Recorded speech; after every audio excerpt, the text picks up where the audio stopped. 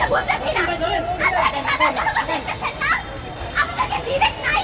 আপনাদের বিবেক মরে গেছে? তাহলে ঘরের মধ্যে আপনারা গুলি করে বসে